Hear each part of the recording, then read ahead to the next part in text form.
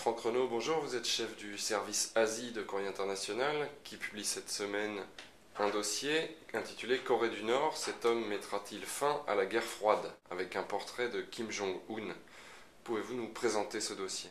Bon, alors, Kim Jong-un, il arrive au pouvoir, il a été mis sur les rails de la succession de son père, qui a eu fait un accident vasculaire, enfin un accident en 2008. Il est mis sur les rails de la succession, il est intronisé général, etc.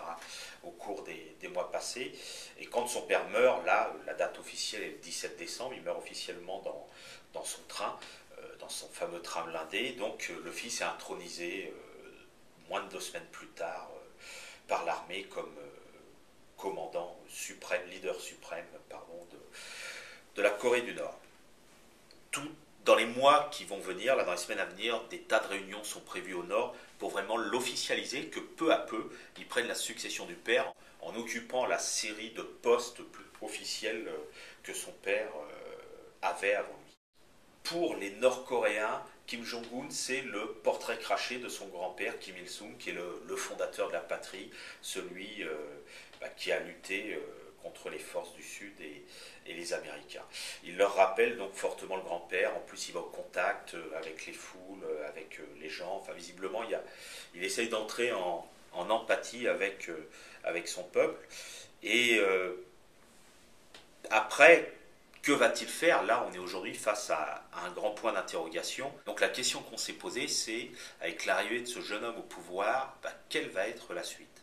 Et ce qu'on a un peu découvert en regardant la presse sud-coréenne, c'est qu'en fait, il y a des canaux de dialogue qui existent depuis le premier sommet intercoréen de 2000. Il y a des canaux de dialogue qui perdurent, qui persistent et qui sont toujours là. En particulier, il y a une zone industrielle qui est située côté nord, tout près, à quelques encablures de la ligne de démarcation, où des entreprises sud-coréennes font travailler des ouvriers nord-coréens. Et c'est un des endroits, entre autres, où il y a un dialogue via les dirigeants de ces entreprises.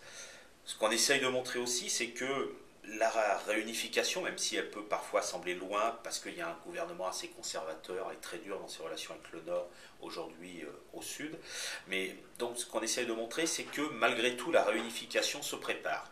Et on a découvert, par exemple, que l'Allemagne, qui est le seul pays aujourd'hui à avoir été réunifié, conseille la Corée du Sud dans cette réunification. C'est-à-dire qu'il y a une commission officielle germano-coréenne qui existe et qui prépare, qui essaye de préparer au mieux cette réunification, en sachant, et c'est ce que disent les membres allemands de cette commission, que c'est de toute façon imprévisible.